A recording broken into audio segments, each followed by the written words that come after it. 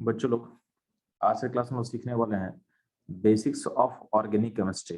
तो बेसिकली हम लोग जो टॉपिक स्टार्ट कर चुके हैं आज से क्लास से उसको बोलते हैं जीओसी। ठीक है, जीओसी। जीओसी का फुल फॉर्म होता है general organic chemistry. General organic chemistry, ठीक है। और टॉपिक बहुत इंपॉर्टेंट होता है। इस टॉपिक के बिना आप ऑर्गेनिक केमिस्ट्री को समझ नहीं सकते हो। ठीक है, इसमें बहुत सारा कंपोनेंट्स रहेगा इस टॉपिक में जिसको हम लोग कवर करने वाले हैं। ठीक है, तो सबसे पहले जो आज का लेक्चर होगा ये बेसिक्स पे रहेगा, यानी ऑर्गेनिक केमिस्ट्री में हम लोग क्या करने वाले हैं। ठीक है, तो ध्यान सुनना। जब भी बात करते हैं हम लोग ऑर्गेनिक केमिस्ट्री का, तो ऑर्गेनिक केमिस्ट्री में होता क्या है जी? तो होता है study of carbon in its compound, यानी कार्बन और उसके कंपाउंड का हम स्टडी करते हैं। ठीक है, अब ध्यान देना, जो कार्बन क्या होता है, carbon is a non metal. Carbon क्या होता है? नॉन मेटल होता है। Carbon is a non metal. तो आपको पता है कि आपके ऑर्गेनिक केमिस्ट्री में बाकी जो एटम इन्वॉल्व है वो भी क्या होता है? वो भी होता है नॉन मेटल। ठीक है, तो बेसिकली क्या है ऑर्गेनिक केमिस्ट्री में कार्बन और उसका कंपाउंड, तो कार्बन जिस एलिमेंट से कंपाउंड बनाएगा यानी जिस एलिमेंट से कंबाइन करता है, ठीक है, वो एलिमेंट भी क्या होगा?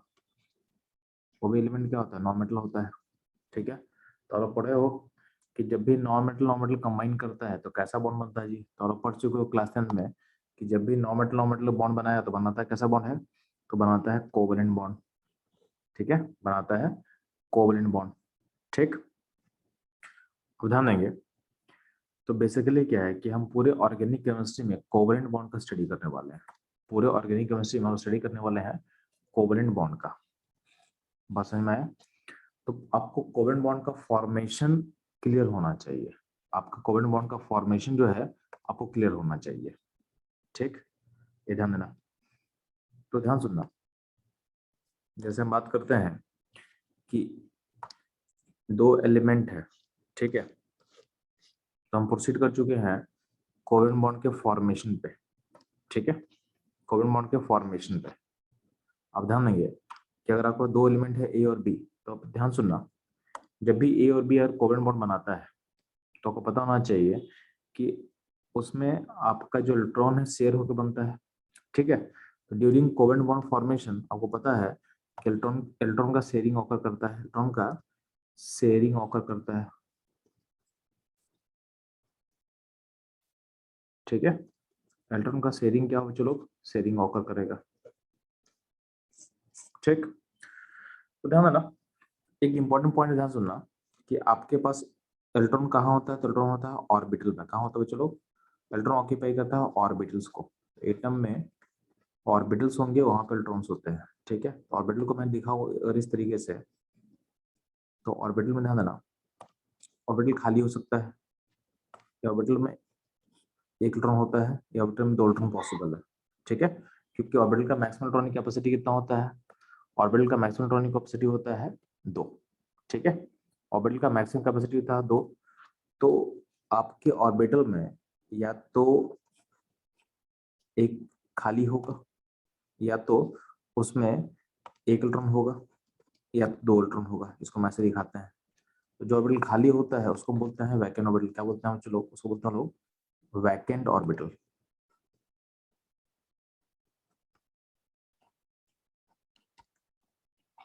जो ऑर्बिटल में एक इलेक्ट्रॉन होगा उसको बोलते हैं हम लोग अनपेयर्ड ऑर्बिटल। क्या बोलते हैं?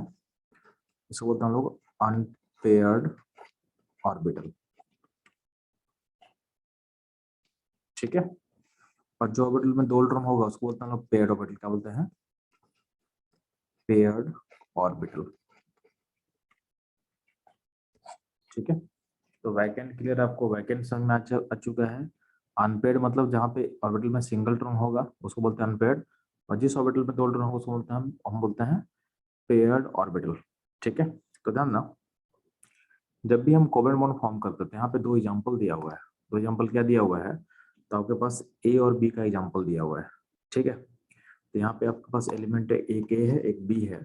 तो यहाँ पे दोनों के पास एक एक इलेक्ट्रॉन है शेयरिंग करने के लिए, यानी ए के पास एक इलेक्ट्रॉन है और बी के पास एक इलेक्ट्रॉन आपको दिख रहा होगा। ठीक है, तो अगर ये दोनों इलेक्ट्रॉन जब शेयरिंग होगा तो ए और बी में एक बॉन्ड बन जाएगा, एक सिंगल बॉन्ड का फॉर्मेशन होगा। तो जब भी एक बॉन्ड बनता है तो इस एक बॉन्ड में 2 इलेक्ट्रॉन इन्वॉल्व होता है। एक सिंगल बॉन्ड के फॉर्मेशन में 2 इलेक्ट्रॉन इन्वॉल्व होगा और 2 इलेक्ट्रॉन एक ए का होगा इसमें और एक बी का होगा, ठीक है, जिसको आप ऐसे दिखा सकते हो आप, जिसको इस तरह से आप दिखा सकते हैं, ठीक है। तो ये ध्यान देना आप। सिमिलरली अगर मान लेते हैं कि ए और बी में 2 इलेक्ट्रॉन का शेयरिंग होगा, तो इंपॉर्टेंट पॉइंट समझो ध्यान से आप लोग कि आपका कौन सा इलेक्ट्रॉन शेयर होता है। तो ये चीज ध्यान देना कि जो आपका अनपेयर्ड ऑर्बिटल होता है ना, अनपेयर्ड ऑर्बिटल का इलेक्ट्रॉन को ही आप शेयर कर सकते हो, ठीक है। तो जनरली जो बॉन्ड फॉर्मेशन में शेयरिंग का हम बात करते हैं, तो बॉन्ड फॉर्मेशन शेयरिंग जो होता है वो होता है अनपेयर्ड ऑर्बिटल के इलेक्ट्रॉन्स का, ठीक है, वो होता है आपके अनपेयर्ड ऑर्बिटल के इलेक्ट्रॉन्स का शेयरिंग होता है। तो यहाँ पे ध्यान सुनना, ये पॉइंट आपके बॉटम में लिखा भी हुआ है, आपको दिखेगा भी यहाँ पे कि unpaired orbital participate in the bond formation process. तो आपका जो अनपेयर्ड ऑर्बिटल है वही बॉन्ड फॉर्मेशन प्रोसेस में क्या करेगा, पार्टिसिपेट करेगा, वही क्या करेगा, पार्टिसिपेट करेगा, ठीक है। ध्यान देंगे। तो यहाँ पे देखना कि अगर मान लेते हैं कि ए में 2 इलेक्ट्रॉन है और बी में 2 इलेक्ट्रॉन है, ठीक है। तो यहाँ पे अगर बोल रहे हैं ए और बी में शेयरिंग हो रहा है, यहाँ ध्यान देना कि यहाँ पे जो ए में 2 इलेक्ट्रॉन है वो 2 अलग अलग ऑर्बिटल को ऑक्यूपाई करेगा, ठीक है। क्यों? क्योंकि ताकि वो अनपेयर्ड रहे। आप एक ही ऑर्बिटल में 2 इलेक्ट्रॉन ऑक्यूपाई करोगे और बोलोगे शेयरिंग करना चाहते हैं, तो ऐसा शेयरिंग अलाउड नहीं है, ऐसा शेयरिंग अलाउड नहीं होता है, यानी इसको आप अलाउड नहीं करोगे। तो अगर हम बोले कि ए और बी एटम में 2-2 इलेक्ट्रॉन का शेयरिंग कर, इसका मतलब क्या होगा, ए और बी का जो इलेक्ट्रॉन्स है वो अलग अलग ऑर्बिटल में ऑक्यूपाई करेगा, मतलब दोनों होगा अनपेयर्ड, तब शेयरिंग करेगा और फिर बॉन्ड बनेगा, तो बॉन्ड बनेगा, डबल बॉन्ड बनता है, ठीक है। बॉन्ड कैसे फॉर्म करेगा, तो डबल बॉन्ड फॉर्म करेगा, ठीक। तो इसमें एक बॉन्ड सिग्मा होता है, एक बोला गया पाई, इसको हम लोग समझेंगे। तो डबल बॉन्ड में क्या होगा, 1 सिग्मा होता है और 1 क्या होता है, पाई, पाई बॉन्ड होता है, 1 sigma bond and 1 pi bond होता है, ठीक है। तो इसका ओवरलैपिंग आपको दिखाया हुआ यहाँ पे। तो यहाँ पे 2 बॉन्ड फॉर्म कर रहा है, तो 2 बॉन्ड में कितना इलेक्ट्रॉन होगा जी, तो 2 बॉन्ड में आपका 4 इलेक्ट्रॉन है टोटल, 2 आया है ए से और 2 आया है बी से, ठीक है। तो इस डबल बॉन्ड के फॉर्मेशन में 2 इलेक्ट्रॉन ए शेयर किया है, 2 इलेक्ट्रॉन बी का शेयरिंग आया है, तो मिला के क्या बन गया, डबल बॉन्ड बन चुका है दोनों में, ठीक। तो ये ध्यान देना आप। अगर बात करते हैं कि ए और बी का 3 इलेक्ट्रॉन का शेयरिंग होगा, ए और बी के 3 इलेक्ट्रॉन का शेयरिंग होगा, ठीक है। तो इस केस में क्या होता है कि अगर हम एज्यूम करते हैं कि तीनों इलेक्ट्रॉन अलग अलग ऑर्बिटल में अनपेयर्ड है, यानी अलग अलग ऑर्बिटल का पार्ट है, ठीक है, तो तीनों का शेयरिंग होगा, तो क्या होगा, ट्रिपल बॉन्ड का फॉर्मेशन होगा, ट्रिपल बॉन्ड का फॉर्मेशन होगा, ठीक है। तो सिंगल बॉन्ड में 2 इलेक्ट्रॉन इन्वॉल्व होगा, डबल बॉन्ड में 4 इलेक्ट्रॉन इन्वॉल्व होगा और ट्रिपल बॉन्ड में 6 इलेक्ट्रॉन का इन्वॉल्वमेंट होगा, 6 इलेक्ट्रॉन का इन्वॉल्वमेंट होगा, ठीक है। ये ध्यान देना आप। अब ध्यान देना, जितना इंपॉर्टेंट है बॉन्ड फॉर्मेशन उतना ही इंपॉर्टेंट होता है बॉन्ड ब्रेकिंग, ठीक है। जितना इंपॉर्टेंट होता है बॉन्ड फॉर्म कैसे कर रहा है, उतना ही इंपॉर्टेंट होता है आपका बॉन्ड ब्रेक कैसे करता है, ठीक है। तो यहाँ पे ध्यान देना, उससे पहले एक हल्का सा रिप्रेजेंटेशन दिया हुआ है कि ऑर्बिटल खाली होगा इसको हम ऐसे दिखा देंगे, ऑर्बिटल जो अनपेयर्ड होता है उसको ऐसे दिखाया गया है, ऑर्बिटल जो पेयर्ड होता है, जो ऑर्बिटल पेयर्ड होगा उसको ऐसे दिखाया गया है, ठीक है। तो खाली अनपेयर्ड पेयर्ड आपको इस तरह से दिखाया हुआ है। अब ध्यान देना, आगे बढ़ने से पहले आपको एक इन्फॉर्मेशन पता होना चाहिए। इन्फॉर्मेशन क्या पता होना चाहिए, आपको कुछ एलिमेंट का इलेक्ट्रोनेगेटिविटी का वैल्यू आपको याद होना चाहिए,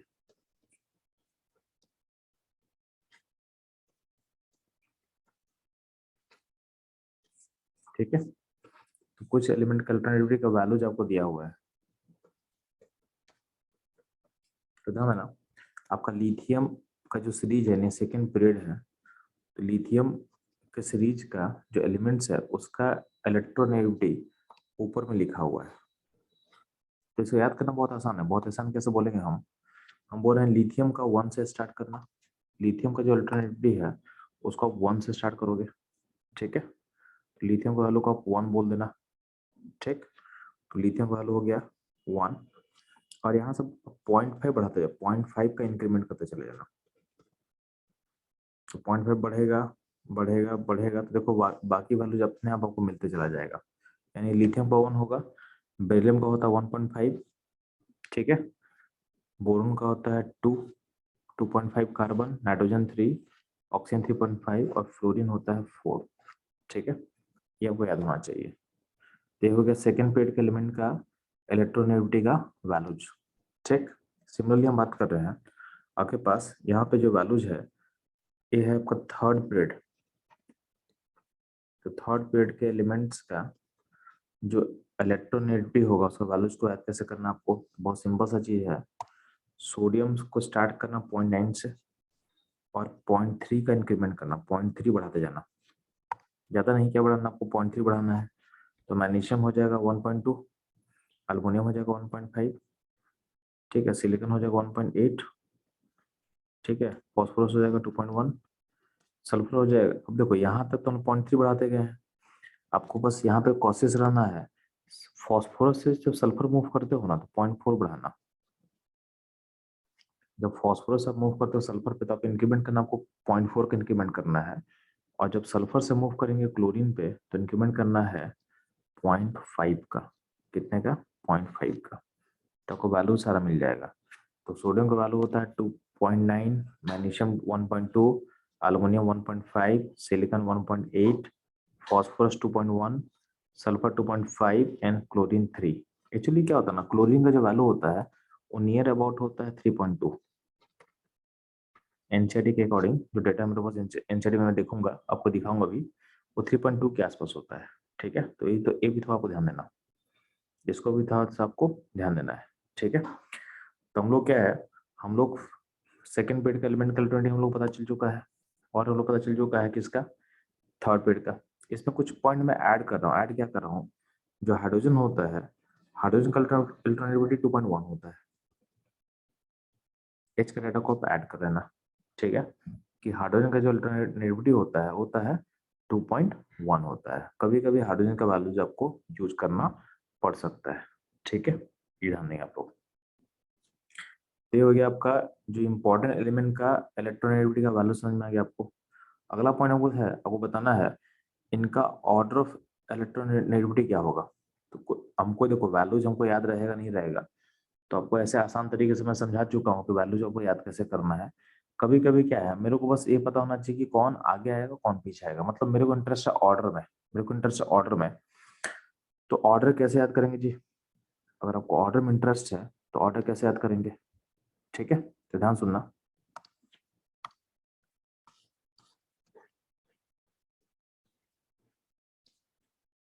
तो ऑर्डर के लिए आप एक छोटा सा एक सीरीज याद करोगे। जैसे हम देखो सब FONCl Br कार्बन सल्फर, या फिर यहाँ पे ध्यान देना, पहले आप FO कर लो, फिर O कर लो, फिर Cl कर लो, फिर N, ठीक है, फिर Br कार्बन सल्फर, ठीक है। अच्छा, इसको और बेटर तरीके से मैं लिख दे रहा हूँ। यहाँ पे आपके नोट्स में थोड़ा सा करेक्शन रहेगा, यहाँ पे N को Cl से आगे रखा गया तो उसको नहीं रखना आपको, ठीक है। तो मैं ऑर्डर को मैं नीचे में लिख दे रहा हूँ फिर से, इस ऑर्डर को मैं नीचे लिख रहा हूँ, तो ध्यान सुनना।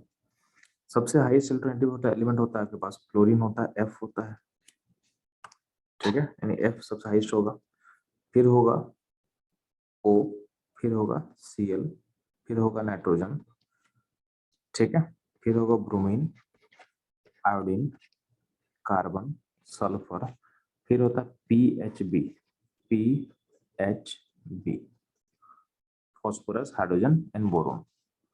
इस सीरीज को दिमाग में सेट करना है, ठीक है। इस चीज को आपको दिमाग में सेट करना है। यहाँ पे जो भी एलिमेंट्स है उसका जो अल्टरनेटिविटी है वो इधर बढ़ रहा है, इधर बढ़ रहा है, यानी आपके पीरियोडिक टेबल का जो मोस्ट इलेक्ट्रोनेगेटिव एलिमेंट्स है उसको हम ले लिए हैं डिसेंडिंग सीरीज में, ठीक है। यानी ये आपके पीरियोडिक टेबल का मोस्ट इलेक्ट्रोनेगेटिव एलिमेंट को मैं अरेंज कर दिया हूँ उनके इलेक्ट्रोनेगेटिविटी के बेसिस पे। तो सीरीज आपको याद करना है, ठीक है। ये बहुत ज्यादा यूज होगा आपके पास, ठीक। तो ध्यान देना, तो F होगा, फिर O होगा, फिर Cl होगा, फिर N होगा, फिर बी एड I carbon sulphur PH B होगा, ठीक है।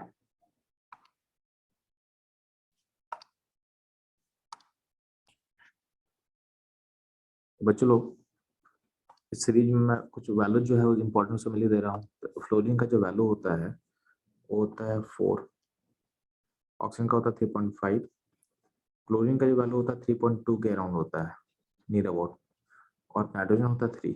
तो कुछ इंपॉर्टेंट वैल्यूज है जो आपको पता होना चाहिए। इसके अलावा बाकी वैल्यूज हम ऑलरेडी पढ़ा सीख चुके हैं कि कार्बन का वैल्यू क्या होगा, सल्फर क्या होगा, फॉस्फोरस क्या होगा, हाइड्रोजन क्या होगा, ठीक है। जैसे हाइड्रोजन का 2.1 होता है हम लोग ऊपर सीख चुके हैं, बोरोन होता है 1.8 हमको पता है, ठीक है। बाकी कार्बन सल्फर फॉस्फोरस सब ऊपर हम लोग ऑलरेडी हम लोग देख चुके हैं, उसको आप रेफर कर सकते हैं, ठीक है। ये रहेगा आपका सीरीज जिसको आपको याद करना है कि कौन सा एलिमेंट ज्यादा अल्टरनेटिव होगा और कौन सा कम होगा, ठीक है।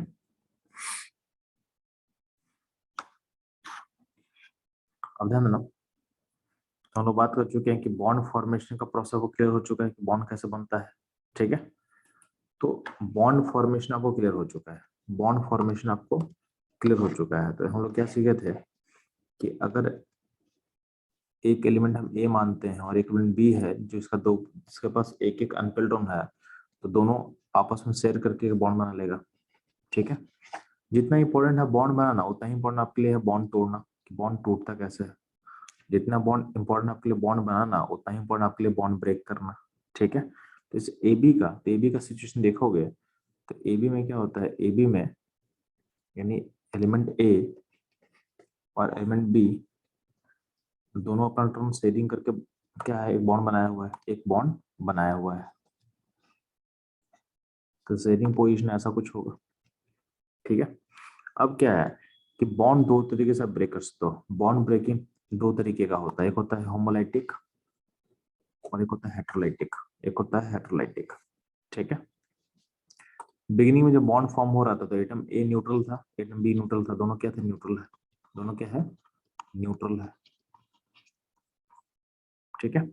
अब क्या बॉन्ड जब हम ब्रेक करेंगे तो होमोलाइटिक क्लीवेज का मतलब होता है कि जिस तरह से बॉन्ड बनाए हो उसी का रिवर्स हो जाए, उसका रिवर्स हो जाए, यानी उस तरह से बॉन्ड ब्रेक कर दो। यानी इस बॉन्ड में एक इलेक्ट्रॉन एक ए का था, एक इलेक्ट्रॉन बी का था, तो क्या होगा जब बॉन्ड ब्रेक करेगा तो ए अपना इलेक्ट्रॉन लेके चला जाएगा और बी अपना इलेक्ट्रॉन लेके चला जाएगा, ठीक है। तो दोनों अपना अपना इलेक्ट्रॉन लेके चला गया, तो इस तरह के क्लीवेज को बोलते हैं हम लोग होमोलाइटिक क्लीवेज।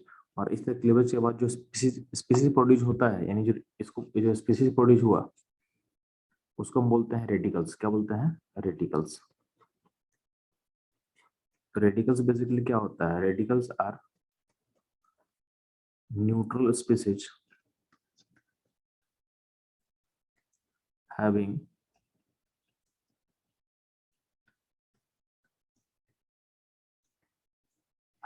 unpaired electron।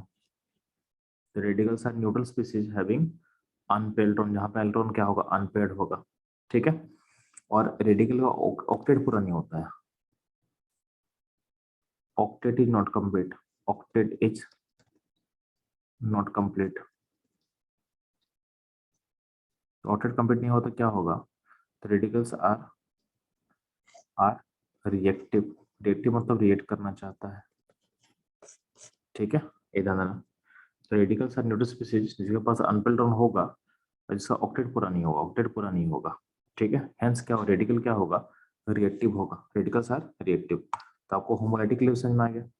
मतलब बॉन्ड को तोड़ना है डॉट डॉट में, डॉट मतलब ए डॉट का मतलब होता है अन अन अनपेयर्ड इलेक्ट्रॉन। डॉट का मतलब होगा एक सिंगल इलेक्ट्रॉन का हम बात कर रहे हैं, ठीक है। तो बॉन्ड को ब्रेक करना है डॉट्स में, यानी रेडिकल्स में बॉन्ड को तोड़ना है। सिंपली बात करते हुए चलो हमने हेटेराइटिक क्लीवेज का। हेटेराइटिक क्लीवेज का मतलब जहाँ पे चार्ज का फॉर्मेशन होगा। जैसे मान लीजिए कि आप NaCl एक आयनिक कंपाउंड है, तो NaCl को अगर आप सोचते हो कि अगर ये कोवलेंट होता तो NaCl का बॉन्ड टूटता है तो क्या होता है, Na पे आप क्या चार्ज देते हो, Na पे चार्ज देते हो प्लस और Cl पे चार्ज देता है माइनस। तो जहाँ पे चार्ज का फॉर्मेशन होता है उसको बोलते हैं हेट्रो। हेट्रो मतलब डिफरेंट। तो हेट्रोलाइटिक क्लीवेज का मतलब दो डिफरेंट स्पीसीज का फॉर्मेशन होना। दो डिफरेंट स्पीसीज अगर फॉर्म करेगा तो उसको बोलते हैं हेट्रोलाइटिक क्लीवेज। क्या बोलेंगे हम लोग, हेट्रोलाइटिक क्लीवेज। जैसे मान ले कि यहाँ पे ए और बी है, तो ए और बी का अगर हम बॉन्ड ब्रेक करेंगे, क्या करेंगे हम लोग, बॉन्ड ब्रेक करेंगे। तो अगर हम जूम कर रहे हैं कि on the basis of electronegativity, अगर हम जूम करते हैं कि बी ए से ज़्यादा इलेक्ट्रोनेगेटिव है, हम जूम कर रहे हैं कि बी का जो इलेक्ट्रोनेगेटिविटी है वो ए से ज़्यादा है, तो उस केस में होता क्या है कि जब बॉन्ड हेटेरोडाइटिकली टूटता है तो जो इलेक्ट्रॉन क्लाउड है वो कहाँ जाता है, वो जाता है टुवर्ड्स हाइयर इलेक्ट्रोनेगेटिव एलिमेंट्स की तरफ मूव करता है। तो मान ले आपके ए और बी के बॉन्ड में दो इलेक्ट्रॉन था, एक उसमें दो इलेक्ट्रॉन में एक ए का था एक बी का था, ठीक है। तो एक ए का क्लाउड था एक बी का क्लाउड था, लेकिन जब बॉन्ड तोड़ेंगे तो इसमें हम एज्यूम क्या किए कि बी ज्यादा अल्टरनेटिव है। तो हम एज्यूम करें कि बी अगर ज्यादा अल्टरनेटिव होगा तो क्लाउड जो होगा बी की तरफ मूव कर जाएगा, क्लाउड जो है वो बी के पास मूव कर जाएगा, यानी ये दोनों इलेक्ट्रॉन कहाँ चला जाएगा, बी के पास चला जाएगा। तो जब बॉन्ड तोड़ते हैं तो ए का जो क्लाउड था वो भी बी के पास चला गया और बी का क्लाउड जो है वो भी बी के पास, यानी बी के पास जो ऑर्बिटल है उसमें दो इलेक्ट्रॉन आएगा, जो एक इलेक्ट्रॉन बी का खुद का था और इसमें एक इलेक्ट्रॉन जो आएगा वो किसका आएगा, वो आएगा फ्रॉम फ्रॉम ए। यानी यहाँ पर दो इलेक्ट्रॉन मैं दिखा रहा हूँ जिसमें से एक जो है खुद का है बी का और एक एक्स्ट्रा जो गेन किया है जो वो है एक इलेक्ट्रॉन है, जो ए था उसका इलेक्ट्रॉन एक्स्ट्रा गेन कर गया है। तो इसके कारण क्या होता है, बी पे चार्ज नेगेटिव में दिखा रहा हूँ क्योंकि इस प्रोसेस में बी इलेक्ट्रॉन गेन कर रहा है। कितना गेन किया जी, एक गेन किया है। Due to gain of one electron हम बी के ऊपर चार्ज नेगेटिव दिखा रहे हैं, बी के ऊपर चार्ज हम नेगेटिव दिखा रहे हैं क्योंकि बी में एक एक्स्ट्रा इलेक्ट्रॉन का क्या हुआ है, गेन हुआ है। और ध्यान देना इस प्रोसेस में जो ए है यानी जो चार्ज पॉजिटिव है, ठीक है। तो ये पॉजिटिव में क्यों दिखा रहे हैं, तो क्योंकि एक ए का जो ऑर्बिटल था, एक ऑर्बिटल से इलेक्ट्रॉन निकाल दिए हैं, तो एक ऑर्बिटल में खाली कोई भी इलेक्ट्रॉन बचा नहीं हुआ है, कोई इलेक्ट्रॉन बचा नहीं हुआ है। तो इस प्रोसेस में क्या हुआ है कि ए का ऑर्बिटल खाली हो गया और बी का ऑर्बिटल में दो इलेक्ट्रॉन आ गया, दो इलेक्ट्रॉन आ चुका है। बात समझ में आ रहा है। इस प्रोसेस में चूंकि बी इलेक्ट्रॉन एक्स्ट्रा गेन किया तो बी पे चार्ज नेगेटिव दे दिए, और इस प्रोसेस में चूंकि ए एक में इलेक्ट्रॉन का लॉस है इसलिए यहाँ पे चार्ज चार्ज में दिखा रहा हूँ पॉजिटिव, चार्ज में दिखा रहा हूँ पॉजिटिव, ठीक है। तो ये आपको समझ में आना चाहिए, ठीक। तो ध्यान देना, तो आपको ये समझ में आ रहा है कि जब भी हम पॉजिटिव दिखाते हैं तो पॉजिटिव नेगेटिव होता क्यों है। तो ध्यान देना आपके सिस्टम में कभी भी चार्ज जो होता है, ये बहुत बहुत इंपॉर्टेंट है जो मैं बोल रहा हूँ आपको, जब भी चार्ज होगा तो चार्ज अपीयर जो करता है आपके सिस्टम में, चार्ज अपीयर करता है, अपीयर ड्यू टू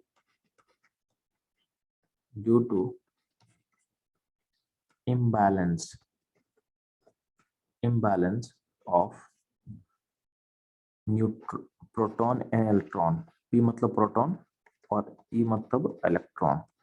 तो प्रोटॉन इलेक्ट्रॉन का इम्बैलेंस के कारण चार्ज आता है, ठीक है।